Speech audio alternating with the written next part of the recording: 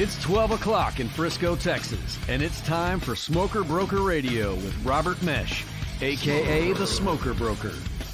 Robert is the owner of Small World Realty and has employed hundreds of real estate agents in his 17-year career. He has instructed and mentored over 10,000 real estate agents at the highly acclaimed Champions School of Real Estate and is considered an expert in Texas residential realty. Robert is also an advocate of true entrepreneurial spirit and has helped many to transition from corporate America into the world of self-employment. And now live from the studio to your world, the Smoker Broker. Hey, welcome to Smoker Broker. I'm Robert Meche, and I am the guy they call the Smoker Broker. You want to know why they call me that? Because I smoke barbecue all the time, especially recently. I think I spent this whole past Labor Day weekend smoking barbecue. I think I smoked every type of barbecue piece of meat out there this past weekend. The fall is back in. My God, you would think it's winter in Texas. I want to say it's 60-something degrees this morning. You know, when you are in Texas for so long, and you go through the summer, this is always such a relief time period when you start getting into that mid-September to October time frame. And, you know, it's not like we're in the fall. It's kind of like a trick in Texas. You get this little cold front that comes in September, so it kind of just cools it off a little bit because it's been, you know, in the upper 90s and hundreds all summer long. And then we get to where we're at 60 degrees, and it's just like a complete reversal. But then it kind of keeps doing it for the rest of the month. It goes back to 87, 90 degrees, 93, 95, and then it finally comes back in October. So this is kind of like an awesome, you know, couple of days for us that we finally get to breathe again. You know, I almost put the long sleeves on today because it's just that nice outside. So love this time of year. I also like it because it does let us get back into the barbecue pit a little more often than we have in the summer. It is not that fun smoking barbecue in the summer. It is already dreadfully hot. The last thing you want to do is open up a pit that's at 400 or 500 degrees and stick your face in it. So always love this time of year. Puts everybody in a better mood. At least it puts me in a better mood. So hope everybody's doing well. Happy Thursday to everybody, coast to coast, especially in the state of Texas. Everybody watching us on KVGI Media. We are always live without limits, talking about real estate, business in general, you know, corporate responsibilities and the blahs of corporate and entrepreneurship. All those things are discussed in some way or fashion, although that's probably kind of hypocritical today because we really are talking about generic real estate today. We're actually talking about one of the basic functions of real estate, about entering the property into the MLS. So for once, the show probably doesn't carry as much weight for the general public and the clients that watch us as it does for the agents that are learning how to put that stuff in. But if you are, you know, a neutral observer, you will kind of get a picture into our world as to what we're doing when we put your property into the system. It kind of actually, you'll get the background effect of how does it get to Realtor.com? How does it get to Zillow and all the other things, all the other pretty things that you see on the internet? Because there is a set way that we do that. So I guess it could be somewhat interesting for someone who wonders how it gets there. But for everybody else, we're going to talk about the exact steps we take when we put that in. Now, we continue to address COVID. It becomes a little bit less every week, which is good from a standpoint that it's not absorbing everything we do right now. But it's still out there and it's not going away. We know that. But we do start the show off with always just a little bit of a COVID update as to how it's affecting us. And right now, it does seem that we're trying to get the best control that we can.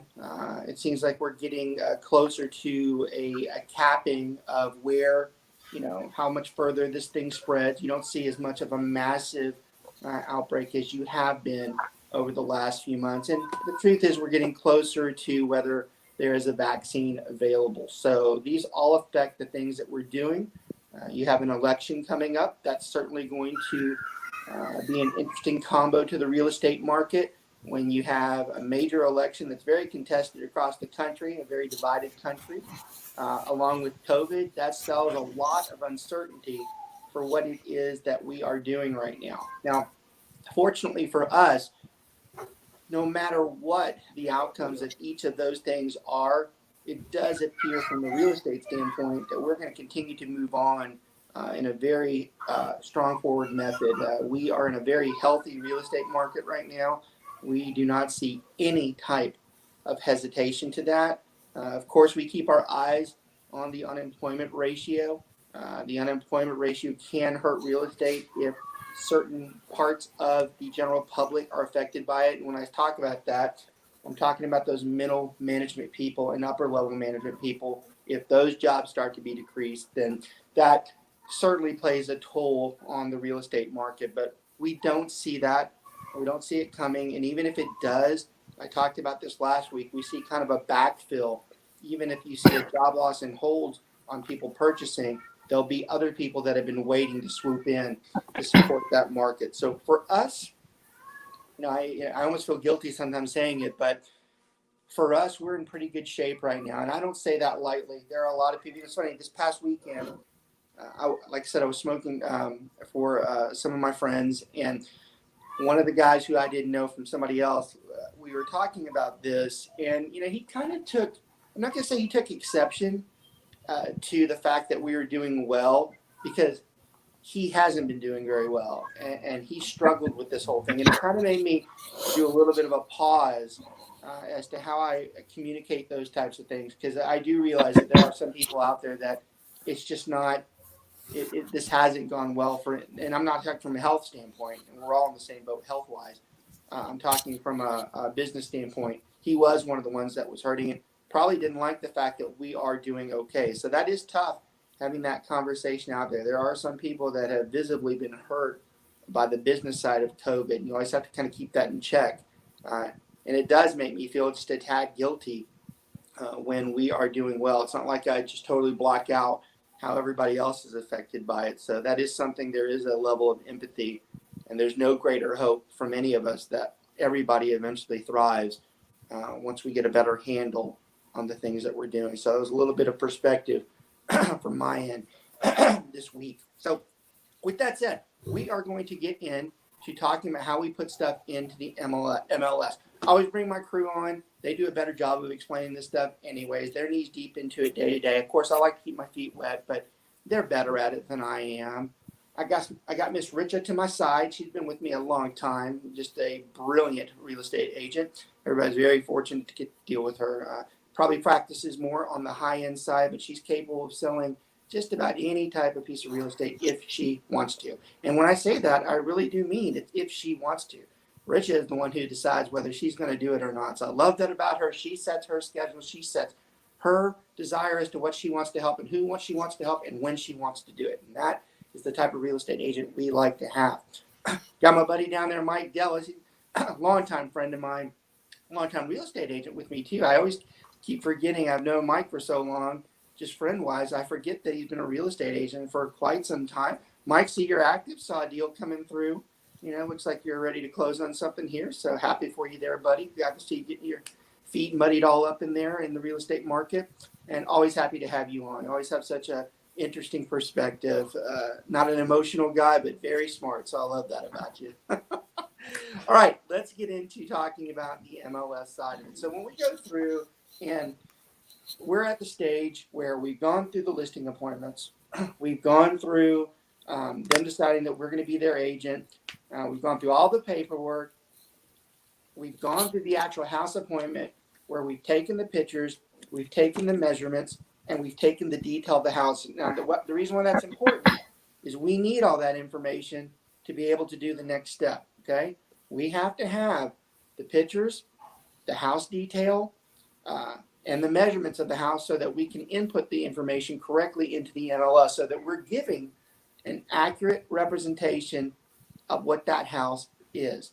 Now, this goes to the entire world once we enter it into the MLS. I guess if you want to start with the takeaway, and it's a general one for the general public, If you've ever wondered how that stuff gets so pretty into Realtor.com, or it goes into Trulia, or it goes into Zillow, it's because once we enter it into our MLSs have partnerships with those websites, and they take the data the moment that we enter it, and it goes viral worldwide. When we enter a property into the MLS, the moment we put the submit button in there, that property can be viewed from anybody from here to Shanghai. Anybody in the world can pull that up probably within 5 minutes and see that property out there. So it is a vital process that we use for our business. Now, one thing I want to discuss before we really get into this is the power of the internet itself and the change in real estate for compared to all the decades prior to us, because this is something that the general public really struggles with from an understanding standpoint. Everybody from when real estate has been around for so long, it used to be accepted that when we're marketing a property, we're out there doing open houses. We have all these newspaper ads, this is way back when, right? Newspaper ads, any type of advertising we get our hands on, because that's what sells, advertising the property. I'll even go as far as somebody putting the old Statue of Liberty suit on, or the pizza, and pointing at the house, because that's the way we used to do things. And what's interesting is that the general public, they still think that that's what should be done. And this is a terrible understanding gap between us and the general public. We still have people that ask us, what are you going to do to market our property? Now, I'm going to put an asterisk on this. I'm not saying that we don't still market the properties. We still do a lot of those things. Some of the most high-end real estate agents have very strong marketing packages that they put out there, and they are going the extra mile. Now, this is an opinion, okay? Because I have a lot of broker friends that watch this, a lot of other brokerages as well, and they'll disagree with me on the fact. They'll say that the marketing, is the key, and that it can improve from anybody else. And I believe that. But I'm also going to come down right below there and say the bottom line, though, is that property, once it's entered into the MLS, everybody out there can see it. Everybody. Every real estate agent, every real estate brokerage, every office, every person in the general public, everybody in the United States, South America, Africa, anywhere else in the world, they can see that property. They can go into it. They can see the dimensions of the property. They can see the descriptions, the school, the maps. They can see very detailed pictures for those agents that go above and beyond and do virtual tours. It's actually like going inside the house and being right in the house. Now, the point I'm making to you is where do you define your marketing? I mean, you're seeing your house is seen by anybody who goes in and enters a search and says, I want in this price range, I want this particular area, this particular size of house. Your house is going to show up and they're going to see it in detail. There is no greater marketing than someone who put their specs in and your house came up and they saw it. So one of the things very hard with the general public today is the ones that lean on the, hey, what are you going to do for me? I'm like, what? It's almost like, what am I not doing for you? What else are you asking me to do that's not being done? Outside of putting the Statue of Liberty, costume on and pointing to your house, what do you want me to do to drive those people in? Now, again, where I put the asterisk, a lot of the stronger realtors will have built-in networks where they're pushing that property into other places. And we do the same, okay? And that is additional marketing. I'm not excluding that fact. There are steps that other agents can't do that other ones don't that make them better real estate agents. But to sit there and argue that the property is not marketed to the extent that it needs to be, you got to be careful with that. In the end, everybody who wanted to see that property saw it. If you think your house is not being sold because it's not being marketed properly, that is most likely not the reason. The real reason is it's probably priced too high or there's something weird about it. Those are the two things that most likely will not sell a house. You can argue all day long with me on this, but I'm going to tell you, if I went back and looked at every house I've ever sold, every house I didn't sell, for that matter, if it didn't sell, I'm telling you right now, 99.9999% of the time, it was because it was overpriced or there was something weird about it. It backed up to some massive road. It had some weird type of small kitchen, small family room. There's something that the general public doesn't like. This stuff about questioning whether it was marketed properly is just beyond reasonable if you knew what you were doing in this industry. Mike, Richa, y'all join in with me. I've talked a lot there. Tell me y'all's feelings. Tell me if you agree with that. Tell me if you see it the same way. What am I missing? So I think the number one thing for marketing, I find, is that it is my responsibility as a real estate agent to take really good pictures of your home. That's key to marketing. If I am not showing your home in the best light possible, then I'm not giving your house the upper hand in the market. So when I see people go out there and they're listing $500,000, $600,000, $700,000 homes and taking bootleg little cell phone pictures, I'm like, what are you doing? You're doing a disservice to your agent, to your clients. Right. I think you're doing a disservice to yourself too. You're doing a Right. disservice to yourself. It's going to sit and sit and sit if you don't take proper angles, don't take pictures appropriately, good lighting, a decluttered home. I think crucial to any other barring types of marketing, if you don't, what you're marketing, if that's not a good quality product, if you don't take excellent pictures of the home, I mean, you're really setting yourself up for failure. So let's talk about that too, because that's one of the subjects today that I was going to discuss, and we might as well discuss it now. When it comes to the picture side of it, it's funny. There are very few things in real estate that I have changed my mind on over the years. For the most part, I still stick to the traditional basis on what sells a house, and I believe that. But I have to admit, I've changed my opinion on the pictures. I used to be of the belief that the pictures really didn't matter. I believed that at some point because I'm a realist. I'm one of those that I'm like, I don't need to see the house. I'll clean. I know damn good and well what it looks like if I cleaned it. I know what I need to see the structure. I need to see what the size looks like, the windows, the upgrades that are in the house. Those are what I can block all the rest of it out. And I used to believe that the average person was like, that's fine. I get it. I just want to see what the house looks like. I've changed that opinion. As technology has increased, a good picture does make a difference in the home. It does portray the house in such a way that it's very appeasing to the average person. They look at it and they're like, hey, this is really nice. Look at the attention for detail. Look at the upgrades. Look at how bright the house is. You know, we're talking about pictures. I guess one of the takeaways for today for the agents that are watching, especially the newer ones, you should have a professional photographer take pics of that house. They're not expensive.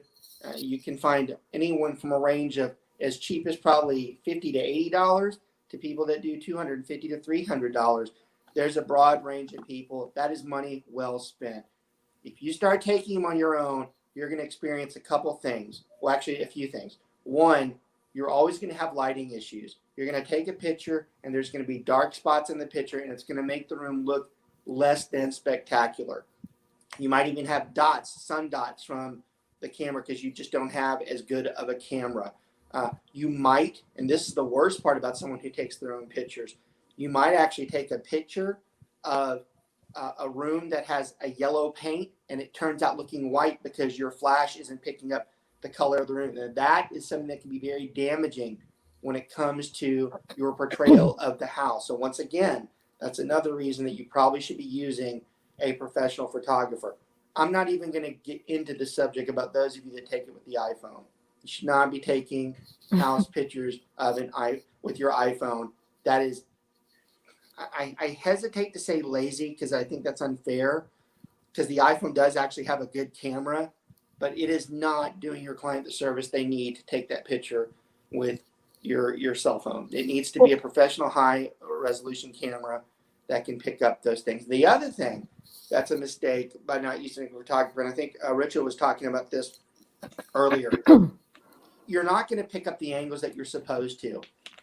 Those photographers, they know how to shoot that house. They know how to shoot it to where that room looks as big as it's going to be, as bright as it's going to be, what lights are affecting it. You don't know that if you're not a professional photographer, and it can affect the image of the home. So I used to not believe that was as big of a deal, but it is. Well, you were talking about how, clients ask, like, okay, are you going to be marketing it on, like you said, Zillow and Realtor and all these other websites, and why they make it. The reason people like those websites is because there is a user interface. There's a user experience that you have that you really like. Everything is easy to click through. Everything is pretty logical. It makes sense. It looks nice, neat, and clean. That is the same expectation. So if your goal as a real estate agent is to sell the house, you need to put the house in the best light possible where people's eyes are going to be, and their eyes are on their phone or on their laptop.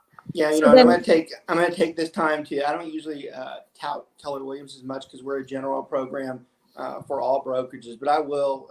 I don't. Of course, I work for Keller and I'm biased towards them, but I will give credit where credit is due. They spend a lot of money into their consumer apps to make sure that experience is as brilliant as you're talking about. That when they go through, that they are excited about it, that they want to see it. It gives them choices. It lets them do what they want. It has artificial intelligence into it. So I will take this a second to brag about Keller Williams because it is one of the many reasons why I'm a part of it, because that's money that I did not have to create that experience. So when Rich is talking about that experience is important. And Keller has spent a lot of money. I'm not even going to quote it, but it's high. I'm telling you right now, to make sure that experience is like the best out there. In fact, they want to be better than any other search engine out there for those particular viewings in there. So that's a great point to make. There is a lot of truth to it. When you got someone like Gary Keller, who basically is the father of modern real estate, saying he thinks it's that important, that experience is that good, I guess it needs to be that good. I mean, it's not like he doesn't know anything. He's been there and done that. And I loved how you triggered that conversation. And that's why I have you guys on here, because that wasn't in my notes today. But that's a big piece of this, is the experience that we have and that we're creating. So I love that. Mike, don't you agree that the changes you've done this for a long time. The search engines have come a long way. It's not like the old Realtor.com where we had 6 pictures, right? Oh yeah. I mean, you can't,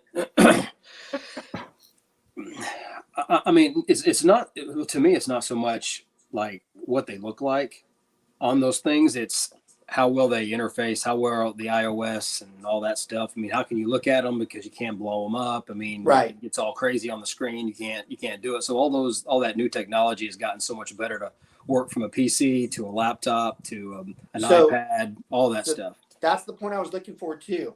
The experience on multiple devices. What does it look like on the iPad? What does it look like on the Android or the iPhone? It does make a difference. If your digital experience isn't as great, most people are going straight to their phone or their iPad or their tablet first. Very few people are going to their computers right now to actually view those homes. And the experience has changed, making that home look a lot more presentable online. Another thing I just thought of that's a big mistake if you take your own pics. Sometimes if you size it wrong, the picture won't be as big. And that looks very bad when someone, in Florida is looking to move to Dallas and they pull up your house and you have this little square compared to this big vision of it. So there's a lot of multiple things that are wrong with photos. I just realized we probably can have a show based on photos alone. Honestly, that's kind of it's a big deal.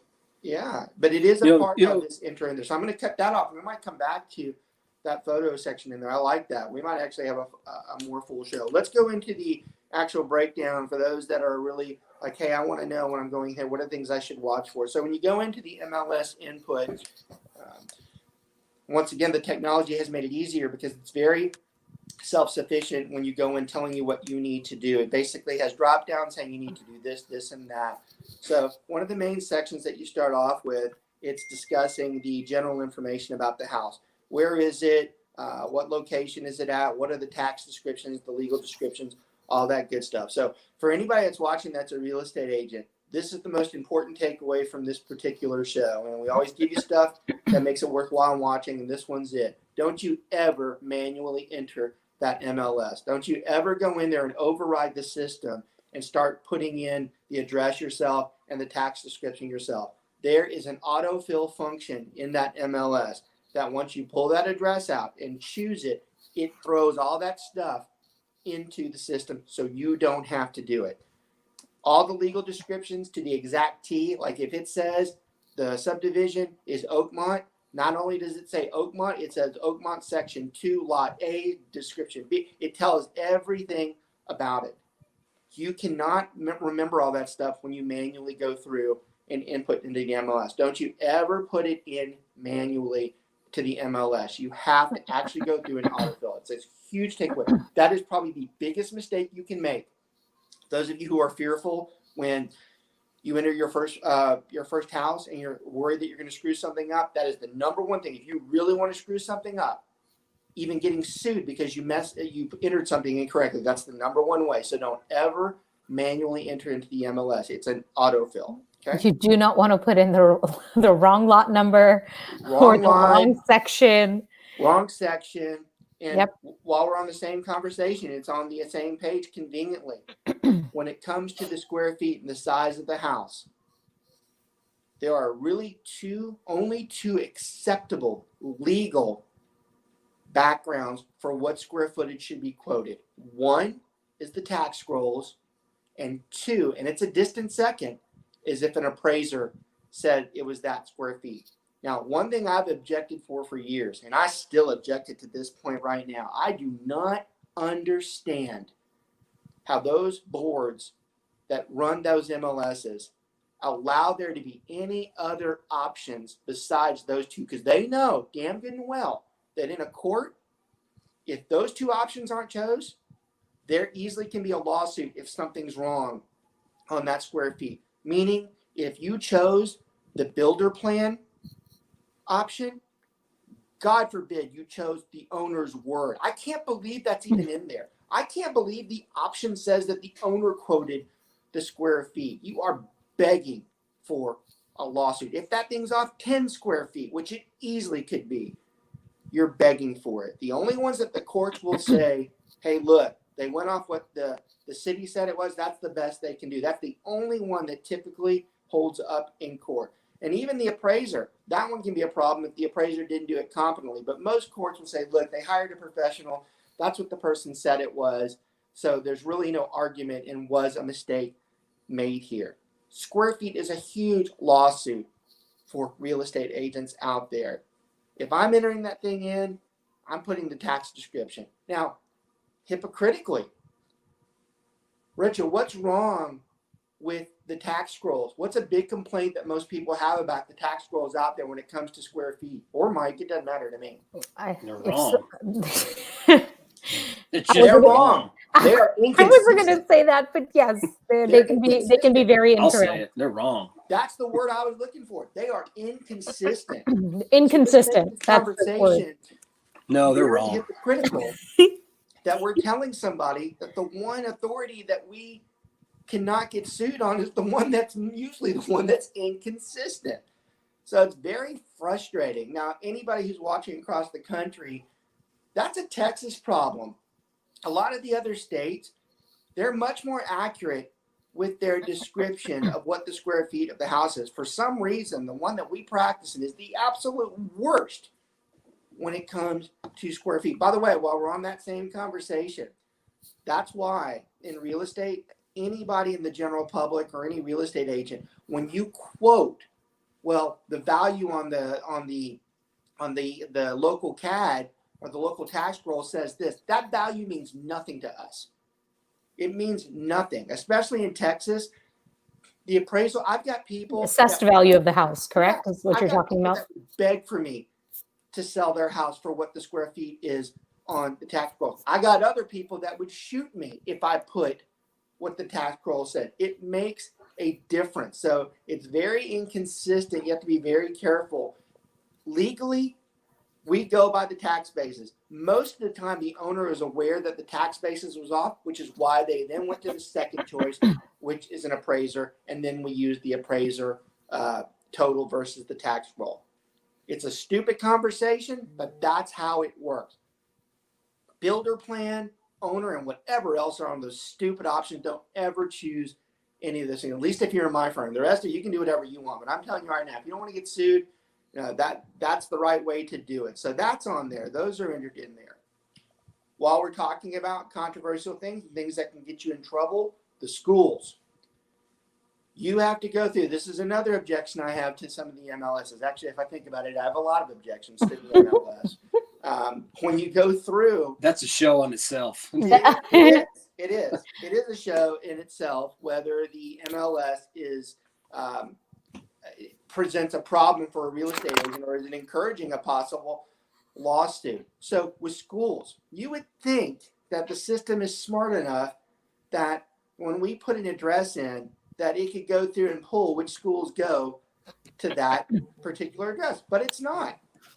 I always, for my clients, check on the school, on the local school website. Like if I know it's in Richardson ISD, I personally go to the Richardson ISD website, enter in the property address, and then go based on whatever it's telling me on the county that, okay, this is the school it feeds to. Right. So a couple comments on that, because that really is opening the conversation where we're going with this. We manually have to put those schools in. The number one request from someone who's relocating from a different area into our area, no matter where you're at, because it's across the country, the same answer is, how are the schools? Okay. Schools are horrifically important for the obvious reasons to any client that's out there. When we put that into that system, that's one of the first things they look at is what schools they go to. I think it goes without saying that if you enter that wrong school or wrong school district, actually, I think it might pull the school district.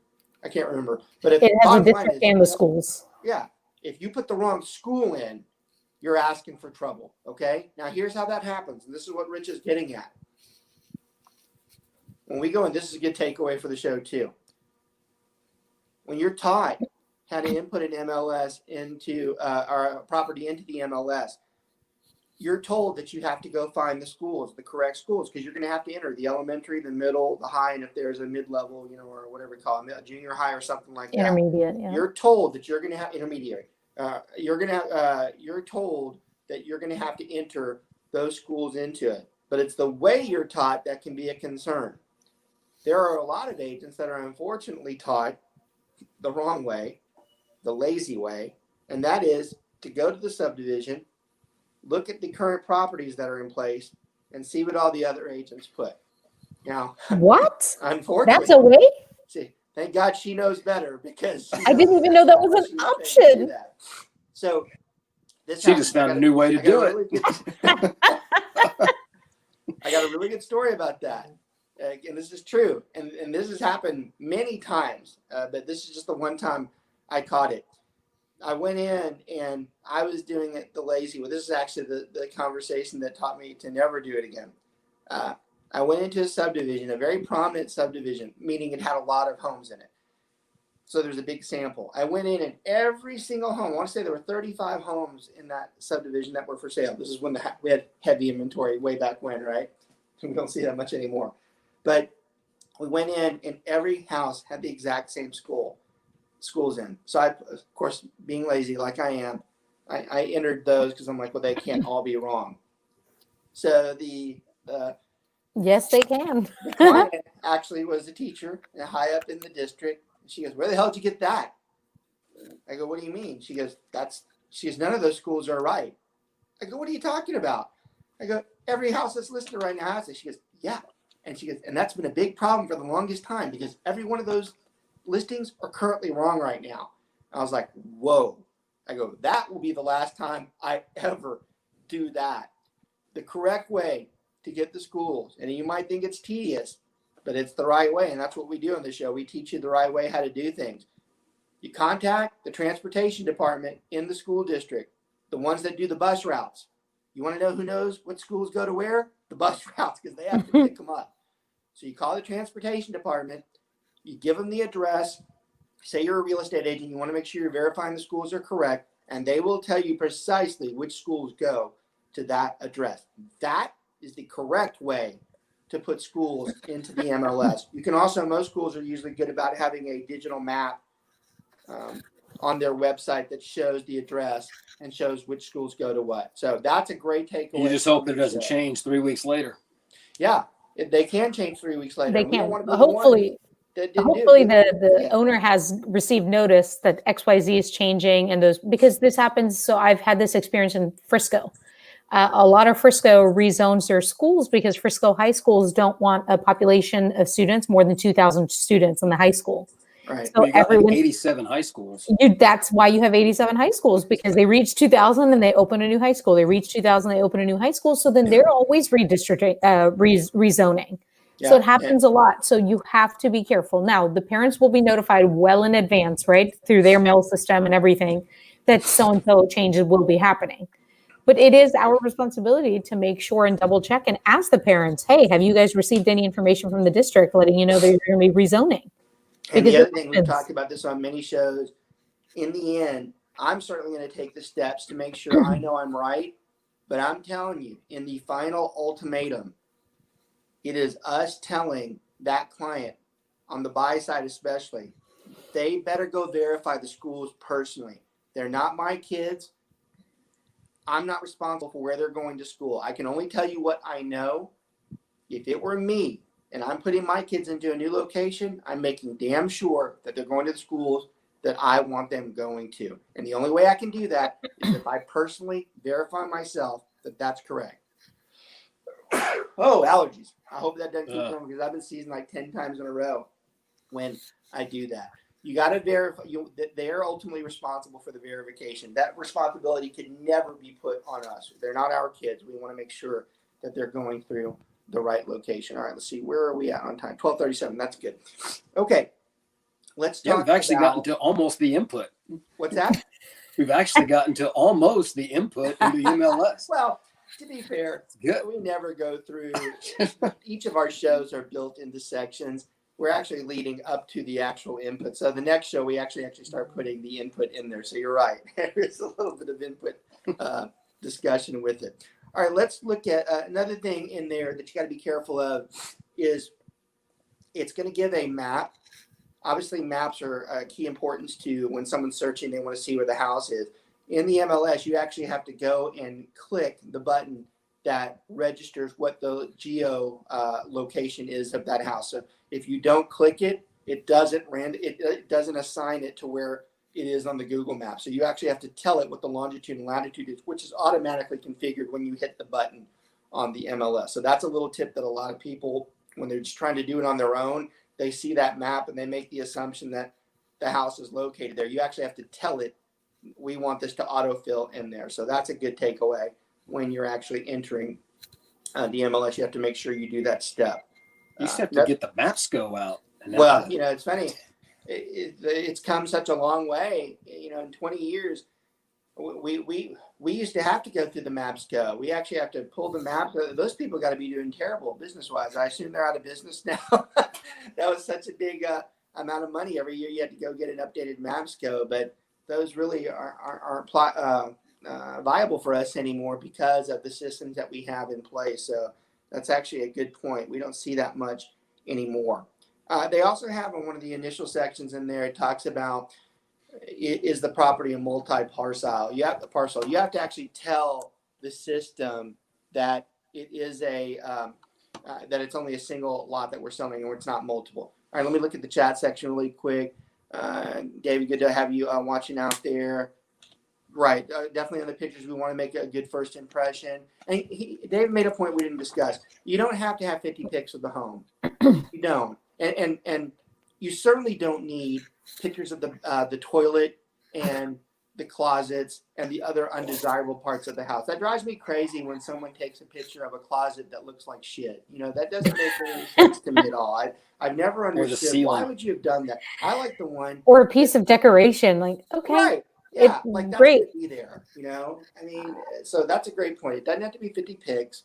And then David says school districts rezone within the district. Therefore, you need to contact you always need to contact the direct location, the direct school district, which again is the transportation department. So great comments. Thanks for contributing out there, David. Those are all really good points. Okay, let's see what else do we want to talk about here. Let's talk about the actual dimensions of the home. and why that's important, because that's a big legal piece of this as well. So when we go through, I told you initially, we took pics of the home and we also took measurements of the house. Now that is important because there are a lot of people when they're searching, they need to know the size of particular rooms because that's going to make a decision on what type of house they buy. Obviously, the ones that are the biggest concern are the master bedroom, the family room, and the kitchen. Those are the three that most people were really concerned about the size. Now, we're going to put the size of all the rooms on there, but those are the ones they're looking for. I will tell you a personal pet peeve of mine, and this is really just an opinion, because this can go either way, and I'm probably wrong versus right on this, but I don't care for the closet dimensions and the secondary bathroom dimensions. I'm like, look, that is of no consequence to most people. Those are the secondary bathrooms are typically standard.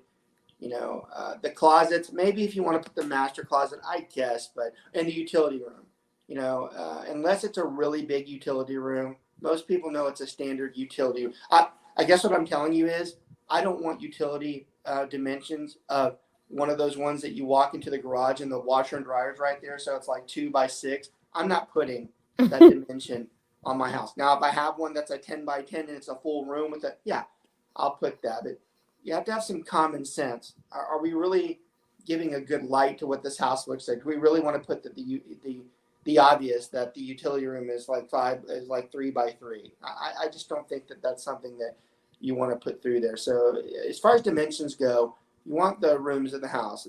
Basically, your major rooms, your master, your kitchen, your family room, and of course, you're going to put the living rooms and the secondary bedrooms in there as well. But beyond that, I'm not so sure how far you have to go. Now, here's the real important part of this conversation. It's how you get those measurements. Because just like we started this conversation off with, there can be some legal liability if you're not very careful. And this is the part that I still am not too crazy about that we're allowed to do. I really think there should be a disclaimer on that MLS that says the real estate agent is not responsible for those measurements. We are not professional measuring type of people. We're not appraisers. We can't go in there and say, yeah, the average person is like any moron can go through and measure room. That's not true. And I'm going to tell you why. If you're a traditionalist, you think what I'm saying right now is stupid because you think the average person can't get a ruler and measure the room. Well, that's the problem. We don't use tape measures and rulers anymore. Most of the time we use a sound or laser device that bounces from wall to wall. Now, the problem with that is some rooms don't have a wall. Some rooms are open. So we have to define where we think the room starts. So here's a problem that happens a lot. You go into where you have a formal dining and a formal living combo is what we call it, right? That's usually the front room you come into. You have a sitting area and then you have a dining room and they're all one together. Well, if an agent goes in there, especially an experienced one, and they measure it and they're using a laser or a sound device, which 99% of them are, they're going to go in there and they're going to stand in the middle of the room. They're going to take that measure and bounce it off of their chest. Hopefully the mechanism recognizes the chest is like a wall because sometimes it won't do that. It'll give you an error. So you go in there and you bounce it off and you get your dimension. Well, the problem is when you turn around, sometimes you take a step back or you take a step forward. And if you're off by a foot or two, and I chose the right room because this is the one that comes up a lot. You do that for the living room and you hit it, it says 10 by 10. And then you turn around, you take a step in, or actually take a step back to do the dining room, and you say it's 11 by 12. You say it's 11 by 11 or 12 by 12. And someone out there who has a really big dining room, which sometimes some people will say that dining room table is important to them, and you just sent a dimension that will not fit that table, they get pretty irritated about it. And I'd be lying if I didn't say that sometimes they actually take legal action to say it was not presented to me in the way that it was advertised. It doesn't happen very much, and those people should be ashamed of themselves that actually sue because they have to know there's a room for error on there. But it can happen, and that's unfortunate for real estate agents. So I really think it's unfair that they allow that type of liability for us because nobody can truly be perfect on that measurement in such a room. We see this in the kitchen and the nooks as well. You know, the kitchens and the nooks are combined. So you get to where you're measuring the kitchen, then you turn around and the measurement might not be right. So you got to be very careful when you're putting these in. For those of you saying, what's the solution so that I don't get in trouble? There's not a solution. All you can do is do the best job you can at measuring the property.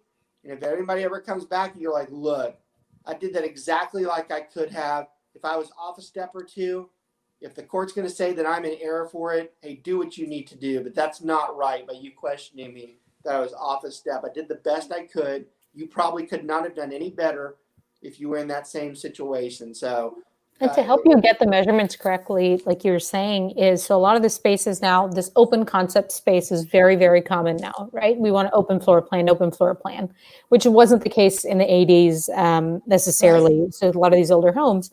So people have knocked down walls, or so you have like a kitchen that flows into a breakfast area that flows into a living room. So to help, a lot of times I'll take painter's tape with me so that I don't do that miscalculation. Like, okay, I took a step forward, took a step back.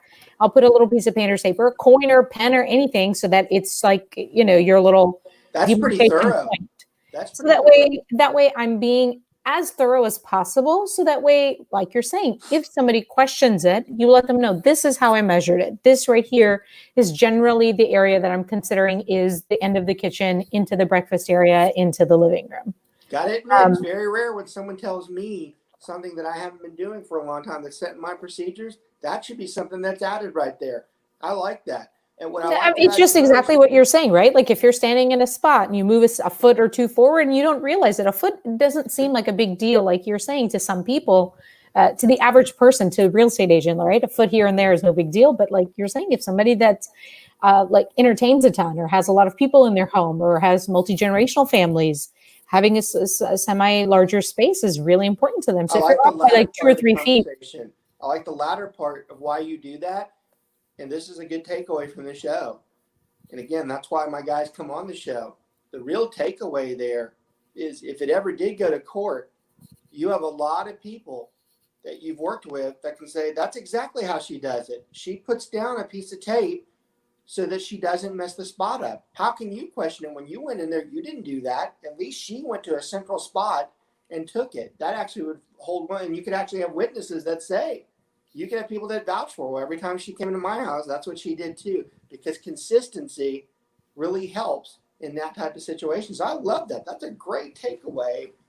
That's actually going to be something that we add into our procedures. I love that. That's something that I don't teach. And I like it. I really do like that. What's weird is when, a lot of people, when they first start doing this, they look at the square footage and they see what the tax says, what the appraiser said, or somewhere, and they have a number and they add up, and then they go and they zap all the rooms, and you can zap every single room and add them all up, and they're never going to be the same. No, it's actually going to be off by quite a bit. Yeah, and that's why we don't want to get into that business. We don't want to get into the business of quoting the square feet or anything like that. We just want to do the best we can to give the best partake of what we think that house looks at. Okay, we're getting close towards the end. I never want to forget our sponsor. We're always so grateful. We're going to put Martin's information down there. You know, you have lots of choices as for a home inspector. We're very grateful that in our SWR group at Keller Williams, we've used the same guy for the longest time now. We give our clients choices. We always offer at least 3 inspectors because we want them to be able to choose who's right for them. But we would be lying if we didn't say that Martin has been one of our most loyal, best inspectors out there. He's great with the clients. He tells them what they need to know. He's very efficient. We've never had any issues with him in years of doing service with him. He's very positive when he's dealing with the buyers. He has a great bedside manner. He's very respectful to the seller's property. He's the all-around great type of guy that you want inspecting your home. Martin, his information is below. He is with BPD Inspections. You've got his phone number down there. We highly recommend him to anybody who watches the show. Again, Martin, thanks for all the support. Always a great home inspector for us out there. Okay, a couple of things I want to wrap up with. And again, this show, we can actually make this go a lot longer, but we only have about 45, 50 minutes. So we like to hit just basic pieces on each show, and then we come back on another show. We talk a little bit further. I want to talk another piece about is the finance side of it. When you're selecting finance in the MLS section. So it gives you choices, right? It tells you how is the house, how can it be purchased? It can be purchased by cash, a conventional loan, a VA loan, an FHA loan, owner finance. It has choices as to how it's going to be purchased, what funds can be used. Now, the biggest issue here is when you get into the government loans, okay? There are certain houses and properties that can't go FHA or VA. Specifically, and this is a great takeaway from the show. I didn't find this out until my 7th year because it finally happened to me. Because again, you don't learn unless it happens to you. And these aren't things we teach out of a book. The condos and the townhouses, you have to be very careful when you're dealing with that type of purchase, especially if it's an investor purchase. Because a lot of times what the lender will do on an FHA loan, I don't know why I said investor. I'm talking about just someone who's buying it for a home because investors wouldn't go FHA. When you come in, if you're trying to purchase that FHA, there's a requirement on an FHA loan that says X amount of the dwellings have to be owner occupied. Okay? And there's other descriptions in there as well that I've forgotten over the years, but there are specifications that have to be met. There can only be so many in foreclosure for the lender to give money to that particular unit. If you're a listing agent and you put as one of the selections FHA, only to come find out that that property will not go FHA, nor will it have ever gone FHA, you could have a lot to answer for it. Here's the problem, and this is the takeaway from this. When you're trained, many of you are trained very lazy because the broker just rushes you through. They give you the average rah, rah, rah, and they don't tell you these things. But you're trained to use all the options because that's the best way, right? We want to give every option possible for someone to purchase this home. Well, you can't give an option that's not actually an option. And if you put something in there that's FHA, people have spent money by that time. They've put option money down. They've put earnest money down. They've hired an inspector. An appraisal might have already been done. They might have already had moving procedures in place, only to find out they're not going to be able to purchase this house because of something everybody should have known from the beginning. And the reason why I put those out there like that, those are cost. And I told you, anytime you go to court, the courts, loss has to be proven. You have to prove that there's a loss. Those buyers can prove that there's a loss if it was advertised properly. And I'm going to tell you right now, you want to know what your EO insurance is for? That's one of them. When you do something like that because you weren't trained properly or you didn't know any better, you can't just randomly put finance options out there hoping that they're right. You can't fall back on, that's the way I was shown how to do it. Okay? There are consequences to not properly putting the right type of finance. Another thing that gets people in trouble is the condition of the home. If a house is really trashed out, meaning like the floor has like rodent, all over it, all types of crap all over it. If windows are busted out, if there's holes in the roof, it might not go FHA. All right, so you have to be careful when you're choosing these selections. I like the show today. I was kind of on the fence about. I don't know if this show is interesting and if there's enough takeaways on it. But once we've gone through and we're done with the show now, there actually were about 3 or 4 takeaways that are vital to your process as a real estate agent, and most important, keeping you out of trouble. I don't think this is the most interesting topic that we do, but I got to tell you, there were 3 or 4 things in there that I didn't realize we were going to talk about. But once we did, I'm like, that's super important that you know that. So always trying to make the show worthwhile, giving you something back so that you can take it and it makes you better as you move on. I want to thank everybody for your constant watching. I love all the rewatches. We continue to build our audience. The archive watches are just fantastic. We continue to see a growth of 500 to 700, hoping to get that over to 1,000 because it means that many more people are watching the show because it's important to them. Well, as always, I want to thank my agents that come on. They take their time. I appreciate them. They're smart. They add to it. They add things that even I don't know sometimes. So Mike and Richa, thank you for your time out there. Hope everybody has a great week. Enjoy the weather if you're in Texas, and we'll see you guys soon. Take care.